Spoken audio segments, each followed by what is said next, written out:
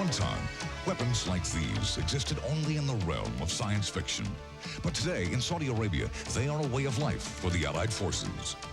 This is a News 36 special report. Operation Desert Storm, high-tech warfare.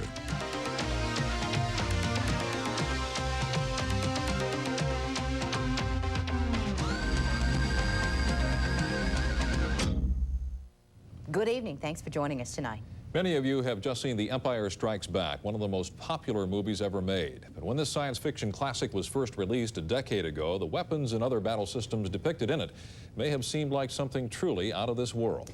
But as the war in the Persian Gulf has shown us, when it comes to military hardware, the future has indeed arrived. Tonight, a closer look at the technological advances which have allowed the U.S. military and our allies to take warfare to a brand new level. For the most part, the war so far has been fought in the air. That may soon change, but what has kept our ground troops relatively safe has been the tremendous firepower and the accuracy of the air campaign.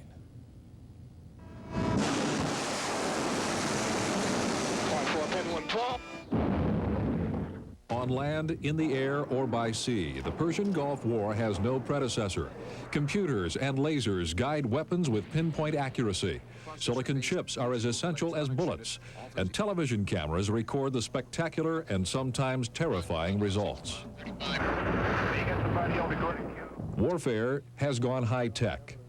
This may look like a giant video game, but it's not. This is the Navy's Aegis system. Shipboard computers continuously track Allied and enemy planes, tanks, and missiles.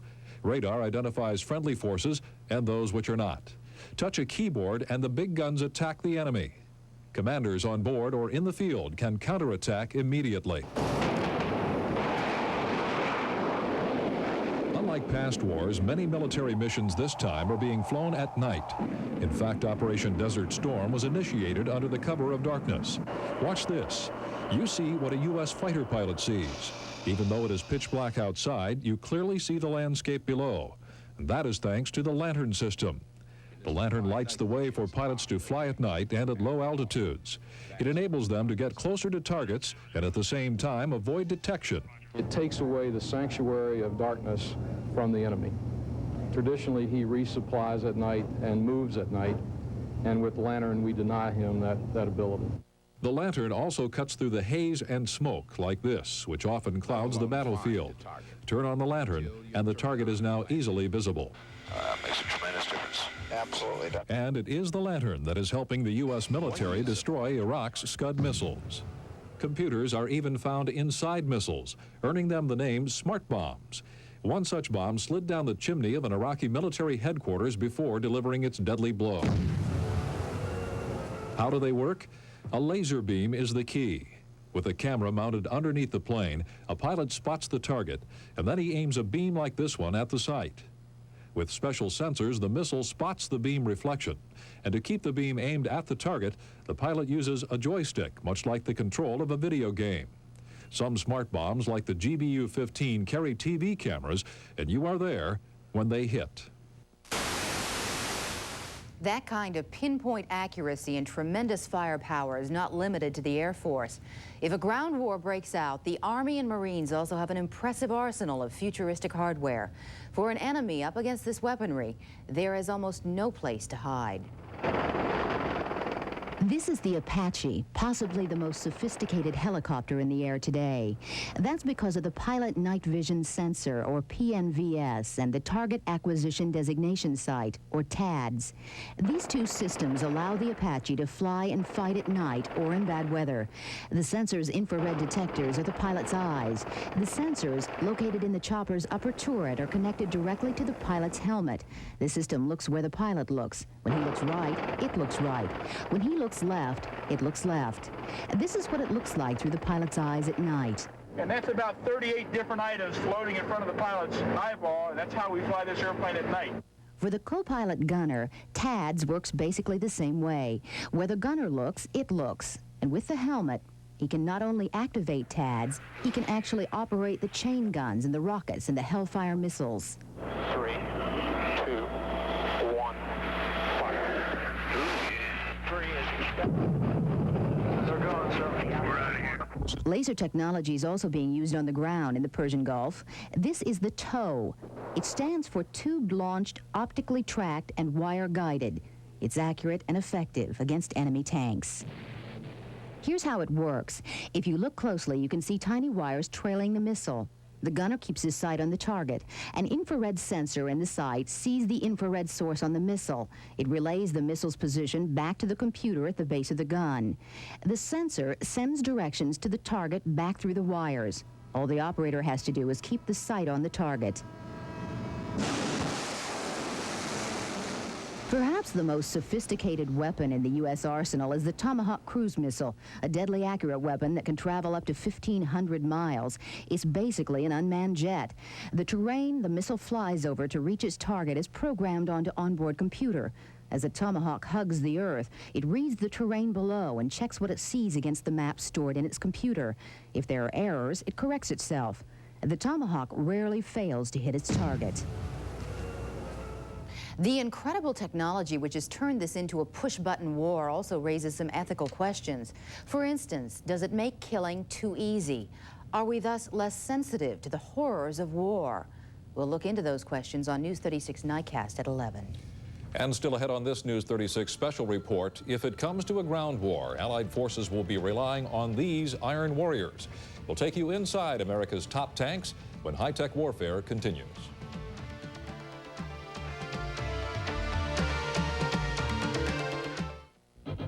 Earth News in the year 2030, brought to you by Campbell's Home Cooking Soup.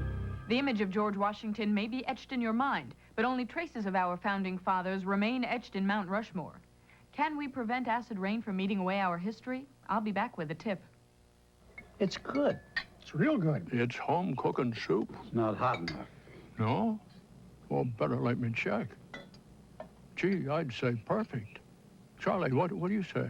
Celery and carrots are mighty good. Well, Stan, how about you?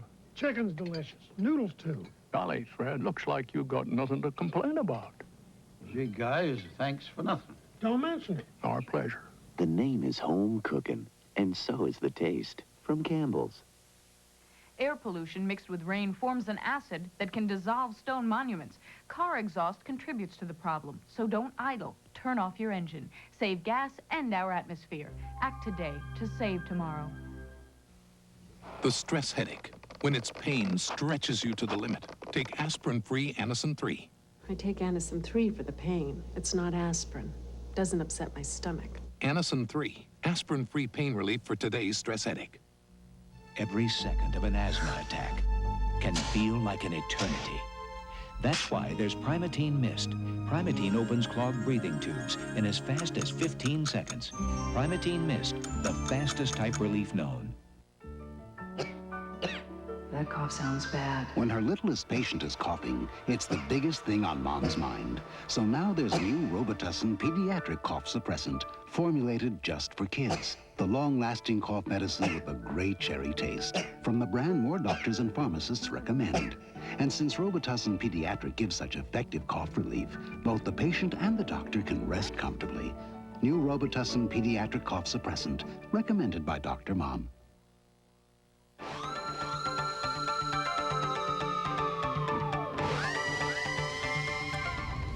If this conflict turns into a ground war, the workhorse of the campaign will be the M1A1 Abrams tank, a $2.5 million war machine. Rick Jackson takes us aboard one and gives us a close-up look at the technology, training, and tactics of the tank nicknamed the King of the Killing Ground. 116,000 pounds moving at 48 miles per hour across the sand at you, almost silently. The first warning that the mighty M1A1 is there could be the deaths of your fellow soldiers. That is what the Iraqis face when America's most formidable ground weapon rolls into Operation Desert Sword. The thing can move at upwards of 45 miles an hour and fire a depleted uranium penetrator that will go through any known armor at ranges out to 2,500 meters while the tank is on the move and the target is on the move day or night with about a 50% first round hit at 2,500 meters. Frightening? Yes. In layman's terms, the M1A1 kills more effectively than anything ever made for ground fighting. Not Star Wars, sand wars. I got him. Whoa. They train young men to handle these mechanical monsters at Fort Knox, Kentucky. 4 men in very cramped quarters playing life and death video games. Colonel John Moncure is now based in Davidson, but he spent 18 years inside American tanks. He says nothing America ever had before could take the punishing blows of the new M1A1. The question is whether the Russian-made T-62 and T-72 tanks used by Iraq can match force with the Abrams. Less than 500 of Iraq's estimated 4,000 remaining tanks have similar high-tech weaponry or defense systems. None can shoot as far or as accurately. None have the M1A1's horsepower. None can move as fast. For the first 1,000 meters of our range, we can close in to him and fire at him, and he can't effectively shoot back. Our main gun round will go inside the front end of a T-62 and out the back. And the M1A1 is pressurized. None of Saddam's expected chemical assault will ever seep inside. And the M1A1 does all of this in near total darkness. It's the oft-talked-of American advantage. It is because we really do use video screens, one color for day, another for night. Not that the M1A1's infallible. The force guzzles fuel through 500-gallon tanks, which run huge turbine engines. Fuel is the cost of doing business. What's not high-tech? These air filters, created with the Russian war theater in mind, not the sand of the Mideast. Instead of filter cleansing once each 6 weeks, it is mandatory once each 6 hours, and it has to be done outside the vehicle. Very low-tech. Yet the M1A1 remains the 21st century killing machine it was designed to be, and a very real threat to the Iraqi army. Rick Jackson, News 36. Now, besides the Abrams tank, U.S. ground forces have many other advanced weapons at their disposal. Tom Miller is standing by live now with News 36 military consultant, General Jacob Moore. Thank you, Jesse. General Moore, as the former Chief of Staff of the Central Command, you are well acquainted with the Persian Gulf area and some of the weapons that would be most effective there. In addition to the ones we've already shown this evening, what other types of weapons will our ground troops be relying on? You know, we've been talking about high technology, the lethal weapons that inflict damage. One that I think is going to save lives is a hovercraft, which we've mentioned before. I think you have a picture of it here. You notice this hovercraft has the capability of going from the shoreline to sea. It also will save lives due to high technology. For example, at Iwo Jima, if we would have had this craft, instead of stopping at the shoreline, offloading our troops, this craft would have allowed us to move them inland. So in the Persian Gulf, this particular craft, I think there is some 17 or more out there, will be able to take tanks, troops, as much as 5 miles inland. Keep in mind, it can move across the water at 40 miles an hour and even faster ashore. It can cross obstacles up to 8 feet. The only drawback would be if there would be extremely choppy seas in the Persian Gulf. Well, it even has tremendous capability against choppy seas up to 8 feet. So even though there would be choppy seas, I think it'll be able to be utilized. We saw the smart bombs. There's also the Hellfire missile. How does that come into play should there be a ground war? Well, the laser-guided missiles, and especially the Hellfire, is something that can be fired from a helicopter behind the lines with the helicopter out of sight. As the troops move forward on the battlefield, we'll have a laser designator that can be utilized by an infantryman with a laser designator. He'll designate a spot on a tank or artillery piece or a bunker. The Hellfire can be fired from the helicopter from 4 miles to 5 behind the target itself. What's actually in the missile? Well, of course, it carries a warhead, but in the front of it, there is a laser designator that'll actually home in. So although I've shown here on this view graph the helicopter firing the laser, all this laser-guided missile, the Hellfire, will enter a cone that you see here. Then it will take up a guidance that it'll proceed right down that spot to hit the exact target that they're laser designating. So just like the aircraft, where they designate a spot, the infantrymen will use the Hellfire and the tow missile to take out targets as they're moving forward. Extremely accurate. Absolutely, pinpoint accuracy. We saw the high tech of the helicopters before, but there are also tactical, strategic ways that helicopters are used. Tell us a little bit about how they're used in conjunction with the ground troops. Well, first of all, keep in mind that the helicopters, the Cobra, the Apache, will be behind the lines or over our troops on the ground. They will be used in a coordination with the A-10s. They will pick out targets.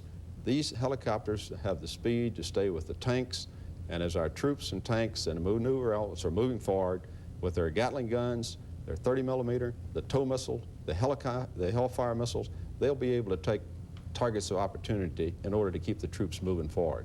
So high tech is not just high tech to the infantryman, it's a supporting arm that can be brought to bear immediately to take a target that pops up in front of it.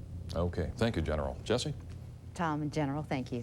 Still ahead on this News 36 special report, General Moore will return to show us what the well-dressed soldier must wear and carry while fighting in the Persian Gulf when high-tech warfare continues.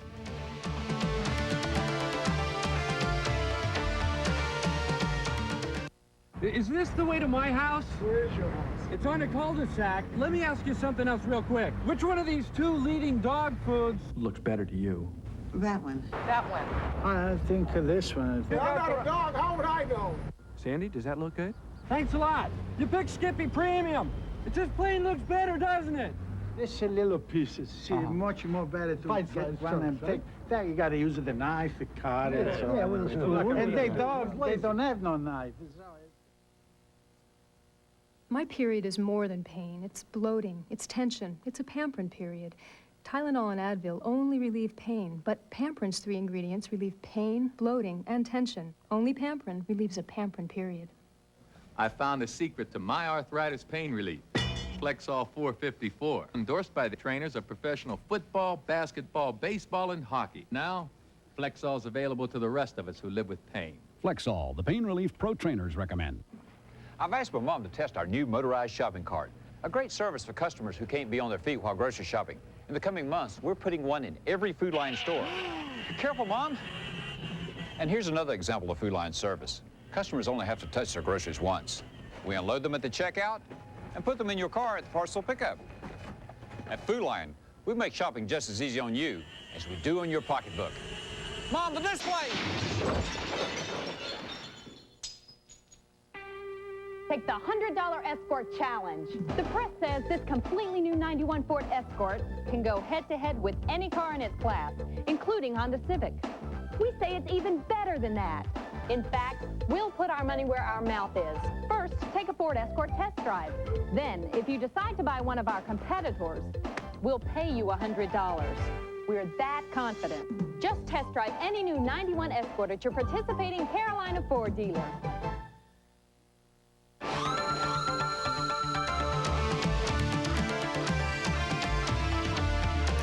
Well, even with all the high-tech weapons and futuristic gadgets available to the military, there are still a few basics the regular foot soldier must have. Those basics add up to nearly 70 pounds of equipment each soldier and Marine carries.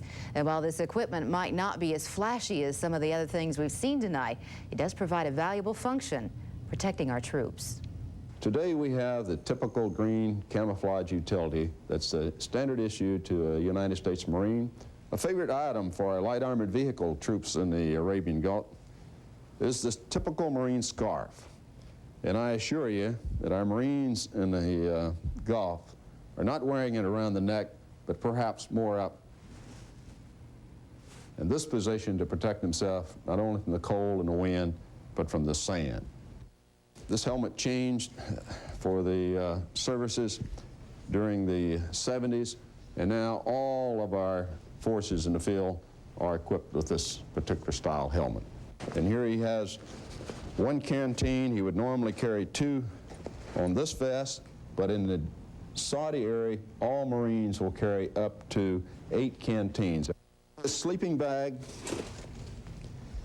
and his mat. That particular pad is invaluable to the Marine in that it protects him from the frozen ground, and it also gives him a pad not only to lay on, it prevents him from sinking into the sand. This gas mask, of course, is carried by each individual Marine. It's very cumbersome. It limits their field of view. It's difficult to communicate. But the main thing is it will protect our Marines in the field. A tremendous, accurate weapon now that is issued to all our soldiers in the field. M16A2. This particular weapon has a range of up to 1,485 feet. And it is, of course, the Allied forces tonight waiting on the front line. With about 13 hours before the United States wants Iraq out of Kuwait, high-tech weapons are once again at work. We will be back with the very latest in just a moment.